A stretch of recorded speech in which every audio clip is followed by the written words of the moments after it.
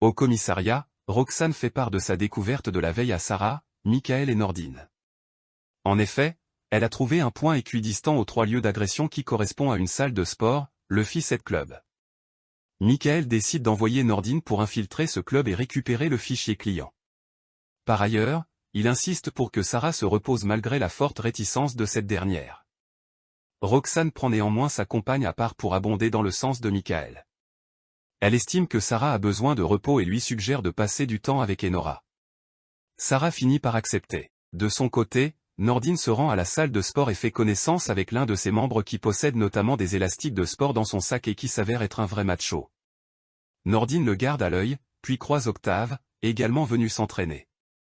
Quand l'adolescent se dirigeait vers lui en le reconnaissant comme le collègue de son père, Nordine lui demande de faire semblant de ne pas le connaître. Nordine se rend ensuite à l'accueil pour brancher une clé USB à l'ordinateur et récupérer le fichier client.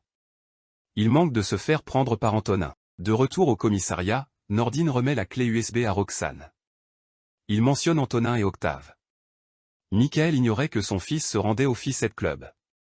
En croisant les données du fichier client avec les profils du forum masculiniste où était allé Liam pour un exposé de français, 5 hommes ressortent. Parmi eux se trouve Antonin. Michael demande à Roxane de lancer des recherches approfondies sur lui. Au lycée, Liam présente ses excuses à Lilou, admettant qu'il aurait dû la croire quant à la tentative de viol dont elle a été victime. Il cherche ensuite à savoir si la jeune fille sort avec Octave. Lilou rétorque que ce n'est pas le cas, mais qu'elle le préviendra quand ça le sera. Chez les Delcourt, Michael confronte son fils et lui interdit de retourner au Fissette Club. Mia est en accord avec son père.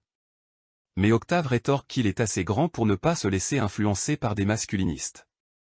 Michael souligne toutefois qu'il ne cautionne pas la violence verbale faite aux femmes dans cet endroit. Octave lui fait alors remarquer qu'il avait pour habitude de crier sur sa mère. Pendant ce temps, Roxane est sur le chemin pour rentrer chez elle.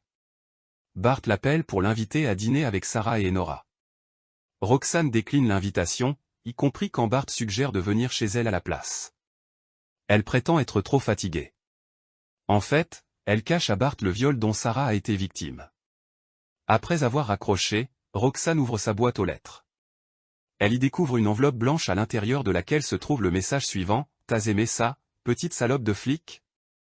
Tu veux qu'on recommence ?» À la coloc, les nuits sont difficiles pour Timothée et Bart qui partagent le même lit. Rachel déclare alors qu'elle va essayer de se trouver un nouvel appartement. Bart précise toutefois qu'il n'y a pas d'urgence et qu'elle peut rester chez eux autant qu'elle le souhaite.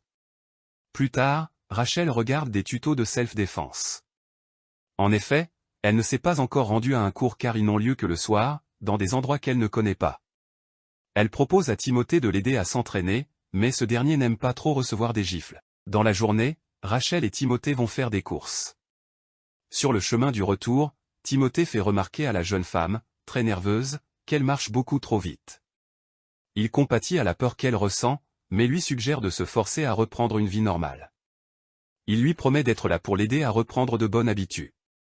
Touchée, Rachel le serre dans ses bras.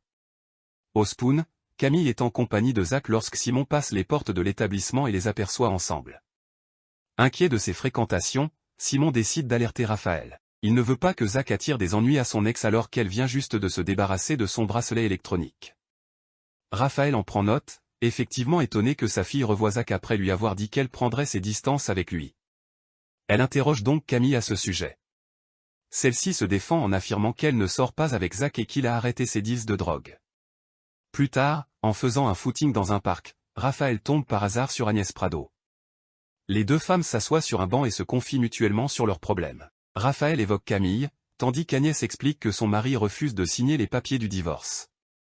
Raphaël lui propose alors de reprendre son dossier.